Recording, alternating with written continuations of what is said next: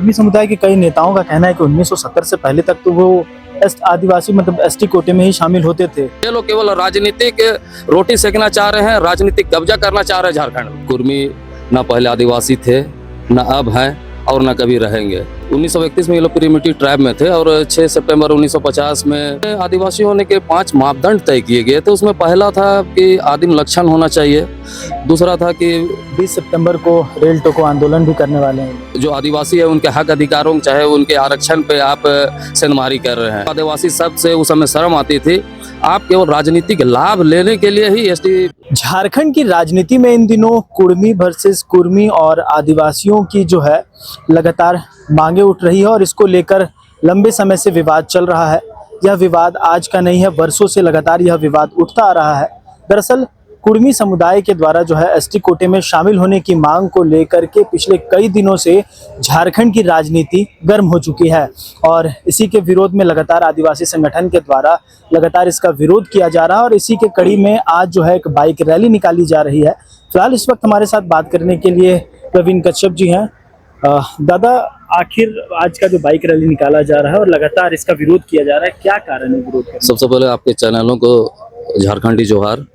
आज हम लोग कुर्मियों द्वारा आदिवासी हितों और हमारे संवैधानिक अधिकारों पर सेंधमारी के विरोध में हम लोग ये सांकेतिक आक्रोश बाइक जुलूस निकाल रहे हैं, क्योंकि ये लोग पिछले दिनों से हम लोग देखते आ रहे हैं कि कुर्मी द्वारा एसटी समूह में शामिल होने की बात कही जा रही है और इससे पूरा आदिवासी समाज आक्रोशित है और हम लोग इसका संवैधानिक रूप से विरोध दर्ज करते हैं, क्योंकि हम बार बार कह रहे हैं कि कुर्मी ना पहले आदिवासी थे, ना अब हैं और ना कभी रहेंगे।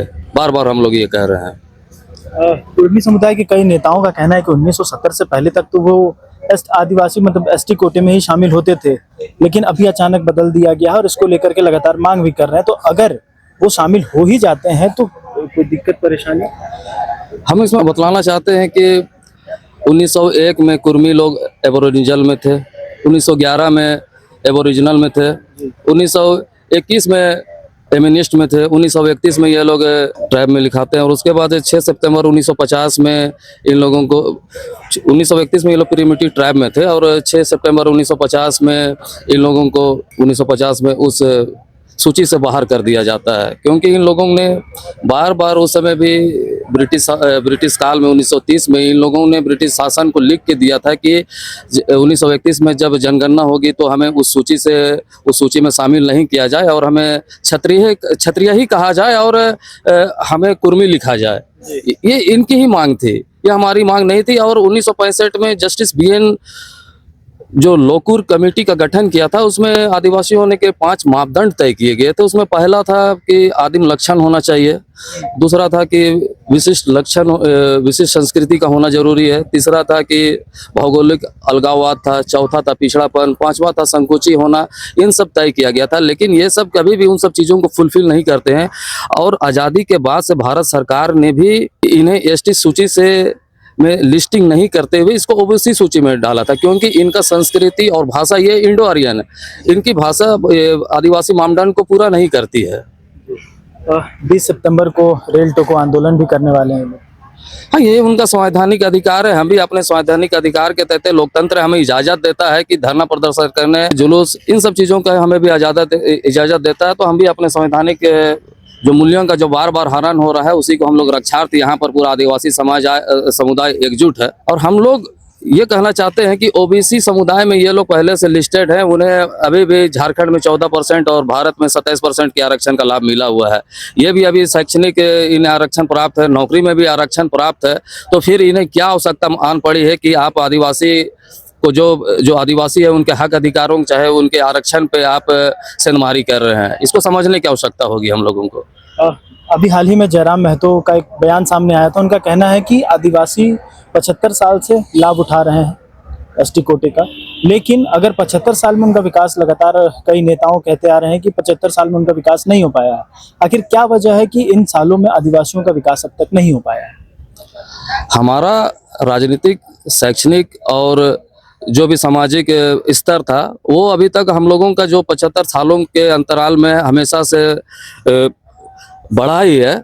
ये लोग एक शामिल होने की साजिश के चलते इन सब आंकड़ों को प्रस्तुत करते हैं। आज तक हम लोगों ने जो हमारे झारखंड में 2011 का सेंसस के अनुसार अभी हम लोग आदिवासियों की संख्या 86 लाख है और हमें 26% हमें आरक्षण का लाभ मिला है। तो हम अपने जो भी हक अधिकार है उनसे हमें वो संतुष्टि है। हमें ये सब चीज़ों पे सरकार को ना हम घेरे हैं और ना घेरने की हम मंशा रखते हैं। आज चूंकि बाइक रैली निकालने जा रहे हैं, तो आज के बाइक रैली से क्या संदेश देना चाह रहे हैं कुर्मियों को, या फिर जो 20 दर्जे की मांग करते हैं? आप एक छोटे भाई की तरह हैं। आदिवासी हमेशा बड़ा भाई का दर्जा दिया है आपको। हम लोगों ने नहीं, सरकार ने ब्रिटिश काल में भी आप लोगों ने ही उस सूची से अपने आप को क्षत्रिय, उच्च जाति, शिवाजी के वंशज कहा है। अपने आप को आदिवासी शब्द से हम आदिवासियों को आदिवासी शब्द से गर्व होता है, लेकिन आपको आदिवासी शब्द से उस समय शर्म आती थी। आप केवल राजनीतिक लाभ लेने के लिए ही एसटी समूह में आप शामिल होना चाह रहे हैं। क्योंकि अब हम देखेंगे 2000 लोकसभा में 14 सीट है, उसमें से 5 आरक्षित एसटी के लिए होता है, एक शेड्यूल कास्ट के लिए है और जो भी 8 है वो जनरल के लिए आती है। और ऐसे ही देखिएगा 81 विधानसभा जो झारखंड में है उसमें से भी आप देखेंगे 28 रिजर्व सीट है एसटी का है और 9 है शेड्यूल कास्ट का और 44 है जनरल का। इनका राजनीतिक आरक्षण नहीं मिला है। तो ये लोग राजनीतिक आरक्षण और इस राज्य में काबिज होने के लिए ये एसटी इंक्लूजन की मांग कर रहे हैं। बेसिकली आपका कहना है कि पॉलिटिकल अपने बढ़ावा देने के लिए, चूंकि कई नेता जो है अभी उभर कर सामने आए हैं, हाल ही में उन्होंने लोकसभा और विधानसभा का चुनाव जीता, तो वो अपने राजनीतिक करियर को बढ़ावा देने के लिए इसमें देखिएगा कि अभी जो 1926 में जो परिसीमन आने वाला है उसमें भी अभी सीट की बढ़ोतरी तो होगी कमोबेश। ऐसे सीट भी है जहां से ये कुर्मी लोग जहां से भी प्रतिनिधित्व करते थे, जो भी विधानसभा चाहे लोकसभा सीट है वो एसटी रिजर्व सीट होने जा रहा है। तो कहीं ना कहीं बौखलाहट और खलबलाहट है। ये लोग येन केन प्रक्रियन एसटी समूह में केवल राजनीतिक लाभ और के लिए आना चाह रहे हैं। क्योंकि ये लोगों को हाथू मुंडा से लेकर मुख्यमंत्री तक ये झारखंड में इन लोगों को पसंद नहीं है। ये लोग केवल राजनीतिक रोटी सेकना चाह रहे हैं, राजनीतिक कब्जा करना चाह रहे हैं झारखंड में। आज की रैली के बाद आगे की रणनीति और क्या रहेगी आदिवासी समुदाय की? आज एक सांकेतिक उन लोगों को हम लोग विरोध प्रदर्शन के माध्यम से दिखा देना चाहते हैं कि आक्रोश है, समाज आपका जो एसटी इंक्लूजन की जो मांग है उसका विरोध करती है और हम लोग कतई आपके साथ नहीं है। और जब आप लोग एसटी में शामिल होने की बात करेंगे पुरजोर तरीके से, आज तो ये ट्रेलर है, पिक्चर बाकी है अभी जी।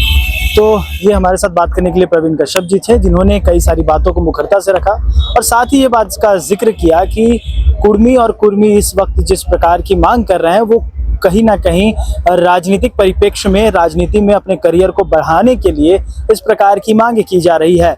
और आज जिस प्रकार बाइक रैली निकाली जा रही है तो कहना है कि आज का जो रैली है एकमात्र ट्रेलर है, पिक्चर अभी बाकी है। फिलहाल अगर झारखंड की राजनीति का जिक्र किया जाए तो झारखंड की राजनीति में इन दिनों कुर्मी वर्सेस आदिवासियों की जो एक अलग सी मांग है उसको लेकर के लगातार विवाद छिड़ा हुआ है और यह विवाद कई दिनों से लगातार चलता आ रहा है। अब देखना दिलचस्प होगा कि इस पूरे मामले में किसका पलड़ा भारी रहता है और कौन शांत होता है। अपने सहयोगी विकी के साथ मैं आदित्य सिंह, रांची।